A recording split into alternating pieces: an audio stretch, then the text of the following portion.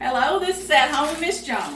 I was just wondering, we all know how to cook fresh squash out of the garden. Boy, Preacher, he grew a big crop this summer. But we also froze it. Do you know how to cook your frozen squash that you put in the freezer to keep through the winter? Well, here it is, January 1st, New Year's Day. We're going to add this to our menu. So, you can see that in the summer we just froze it here in individual little pieces. But for me to cook it in a hurry, because it develops those ice crystals and everything, I just go ahead and run some hot water over it to get the ice crystals out, and then I turn it into a colander to get rid of it. And I even sometimes have to run some more hot water over it. You're going to think, oh my goodness, you're running the squash, Miss Joan. It's going to look awful what we're fixing to do to this squash, but when I show you the end product, you're going to say, oh my goodness, I'm going to try that too. Oh, what I'm doing is I'm trying to get all the ice crystals out of it. Because it will really, the ice crystals that they're left on there, when you pour it in that hot grease, oh man, it's going to splatter something awful. Plus, you're going to have a skillet full of water and grease mixed together. We don't want that. So see here, I'm draining. Here's my squash, my bag of squash. That looked like this a few minutes ago. And here it is. And it looks a little full of water. And I'm letting see it all dripping out. Now this don't take very long to get this done and in the skillet. I've got my grease getting hot over there. So here we go. What I do is, to get some more water out of the squash, I do this. I know it looks a little rough, but it works, okay?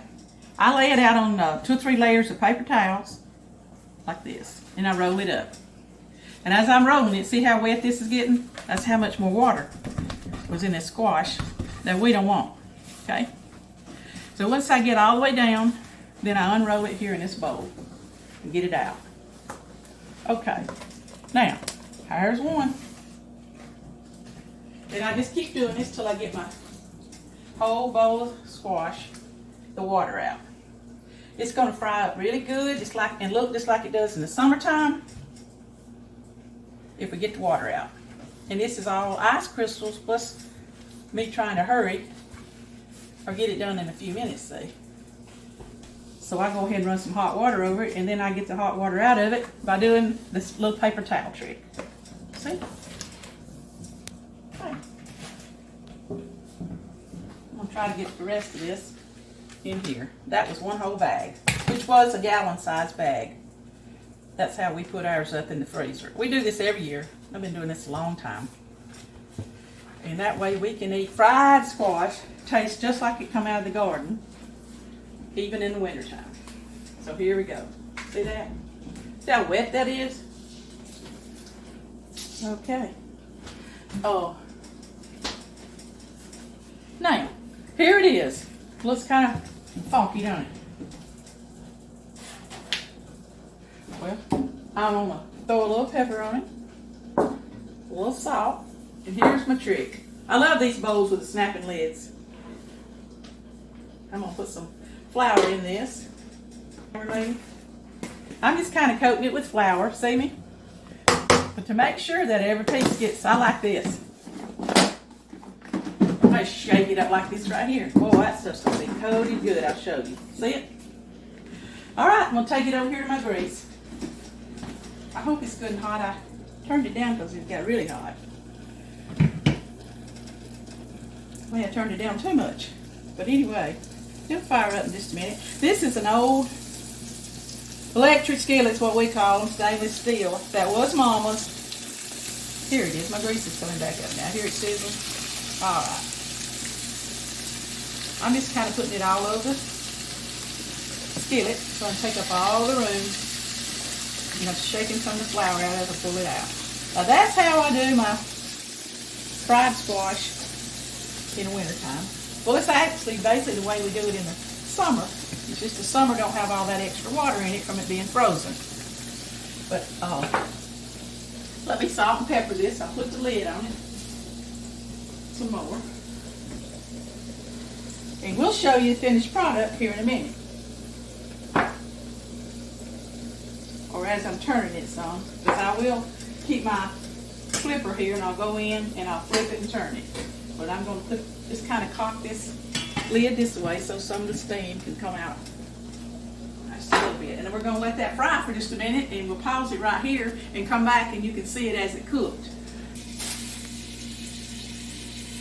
Okay, we're back now, and I'm going to take the lid back and show you. This is the first time I'm going to turn this, and it's been cooking, let me look at the clock, 6 minutes. So I'm going to turn it over, and then just running my spatula down under it and flipping it. See how it's browning?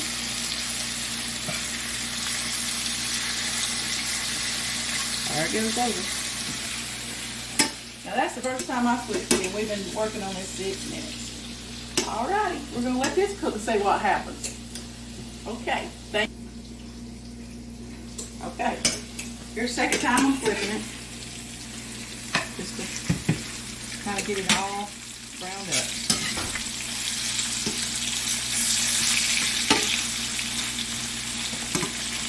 Right on, preacher, stick your head in the front of the camera, will you?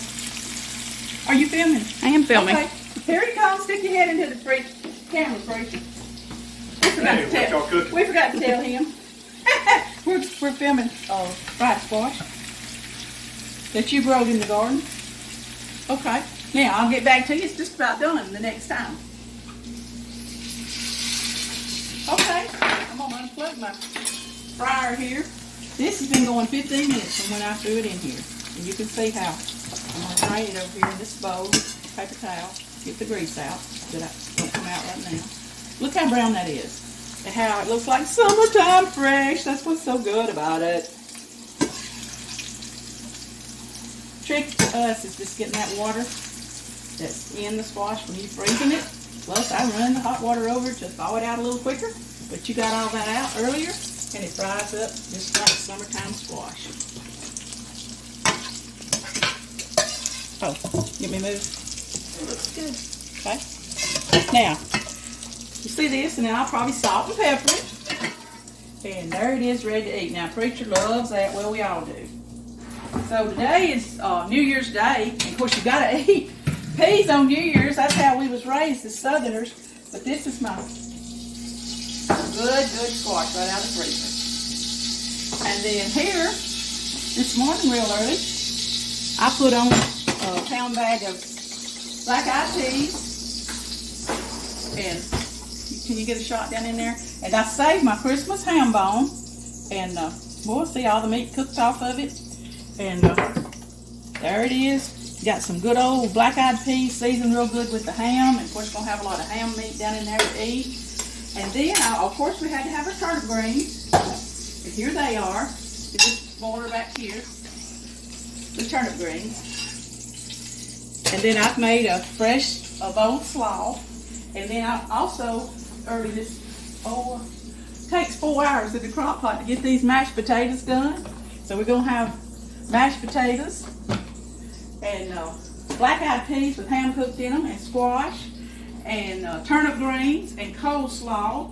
And I got a pan of cornbread in the oven, and it still likes, it likes a good bit. Probably about 15 minutes. That cornbread, yeah, I got a clock going for the cornbread. So, camera later, have I forgot anything? Well, I thank you. I just wanted to show y'all particularly this squash tip, because it really does help you eat. I'm gonna try one. Are good, real good. For the black-eyed peas, did y'all grow up? I got a water.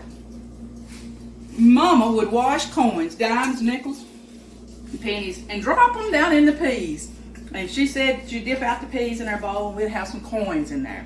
I don't know if she was trying to get us as kids to eat the peas, or if any of y'all other people grew up doing that, but she always dropped coins down in her peas, and we dipped them out, and we thought that was just wonderful to find money in our black-eyed peas on New Year's. But anyway, if your parents done anything unusual like that, won't you drop it down in the comments below and tell me all about it. But thank you so much for tuning in on how to make fried squash. Tastes as fresh as it does in the summer at home with Miss Joan.